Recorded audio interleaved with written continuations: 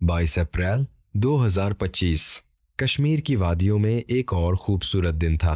पहलगाम के पास बैसरन घाटी में सैकड़ों सैलानी आए थे, परिवार, जोड़े, बच्चे। वो नहीं जानते थे कि यह दिन उनकी जिंदगी का आखिरी खुशनुमा लम्हा होने वाला है। हथियारबंद आतंकियों ने लोगों को उनके धर्म के आधार पर अलग किया और फिर गोलियां चली। 26 निर्दोष भारतीय नागरिक मारे गए। ज्यादातर हिंदू पर्यटक थे। उनकी पत्नियों की मांग का सिंदूर उस दिन उजड़ गया।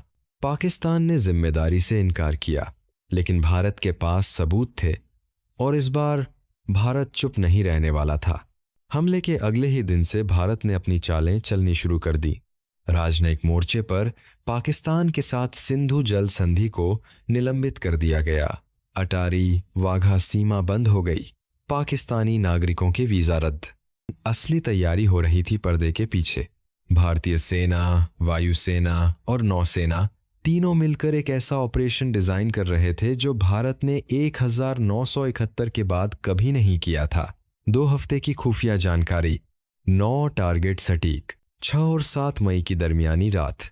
भारत ने अपना जवाब देने का वक्त चुन लिया था। सिर्फ 25 मिनट। पूरा ऑपरेशन 25 मिनट में खत्म। 100 से ज्यादा आतंकी मारे गए। भारत ने साफ कहा, कोई सैनिक ठिकाना नहीं छुआ, कोई आम नागरिक निशाना नहीं। यह था सर्जिकल प्रिसिजन। पाकिस्तान का पलटवार और भारत का करारा जवाब। पाकिस्तान चुप नहीं बैठा। उसने 300 से 400 ड्रोन एक रात में भारत की तरफ भेजे। धार्मिक स्थलों को निशाना बनाया। जम्मू का शंभू मंदिर, पुंछ का गुरुद्वारा। यह सिर्फ जंग नहीं थी, यह भारत को तोड़ने की कोशिश थी। लेकिन भारत का आकाश अभेद्य था। पाकिस्तानी ड्रोन भारतीय सीमा की ओर आते हैं। रात में धमाके, जम्मू, पठानकोट, अमृतसर के पास। भारत का S-400 एयर डिफेंस सिस्टम हर ड्रोन को काटता गया। और फिर आया 9-10 मई की रात का हमला। भारत ने पाकिस्तान के 11 एयरफील्ड तबाह किए। Radar station, air defence system एक एक कर नष्ट। पाकिस्तान के 13 लड़ाकू विमान जंग में खो गए।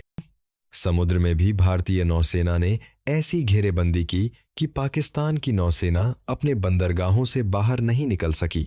यह तीनों मोर्चों पर जमीन, आसमान, समुद्र एक साथ जीत थी। एक्ट 5, 10 मई 2025। एक हॉटलाइन पर कॉल। दोनों देशों के डीजीएमओ आमने सामने। 88 घंटे की इस जंग के बाद पाकिस्तान ने खुद फोन उठाया। 10 मई शाम 5 बजे सीज फायर। दोनों देशों के बीच गोलीबारी रुकी। दुनिया हैरान थी। 2 परमाणु शक्तियों के बीच जंग, और भारत ने दिखा दिया कि परमाणु धमकी की आड़ में आतंकवाद को बर्दाश्त नहीं किया जाएगा। सिंधु जल संधि निलंबित। पाकिस्तान की अर्थव्यवस्था पर एक और चोट। अटारी बॉर्डर बंद, व्यापार ठप। ऑपरेशन सिंदूर सिर्फ एक सैन्य अभियान नहीं था, यह एक संदेश था उन 26 परिवारों के लिए जिन्होंने अपने अपनों को खोया, उन मांगों के लिए जो उजड़ी थीं।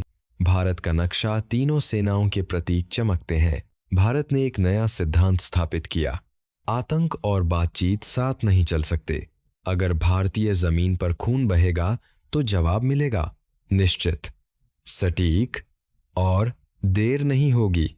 अंधेरे से रोशनी की तरफ तिरंगा लहराता है। 1971 के बाद पहली बार भारत ने दुश्मन की जमीन पर इस गहराई से मार की।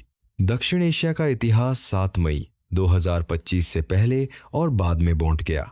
ऑपरेशन सिंदूर खत्म नहीं हुआ, यह एक शुरुआत है। भारत माता की जय।